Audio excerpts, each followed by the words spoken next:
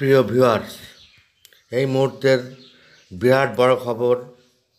কালীগঞ্জ বিধানসভায় উপনির্বাচনে বিরাট জয় পেতে চলেছে তৃণমূল প্রার্থী আলিফা আহমেদ।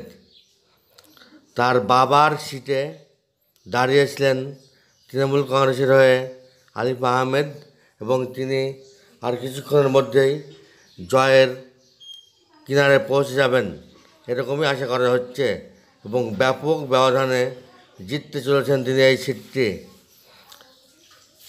48,000-এর কাছাকাছি ভোটে এখনও পর্যন্ত এগিয়ে আছেন।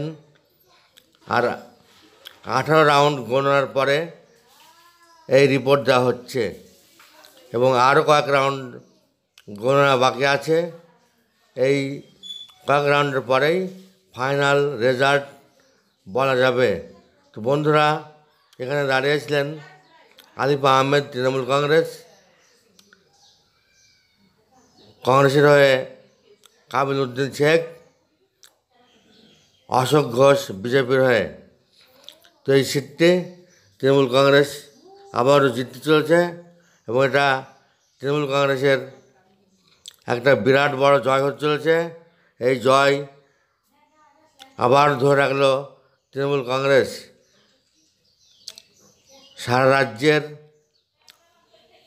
তৃণমূল কংগ্রেসের যে লাগাম ছাড়া জয়, সেই জয় দেখে দিচ্ছে যে তৃণমূল কংগ্রেস এই মুহূর্তে পশ্চিমবাংলায় অপ্রতিরোধ্য, কোনোভাবেই একে রোধ করার সম্ভব নয়।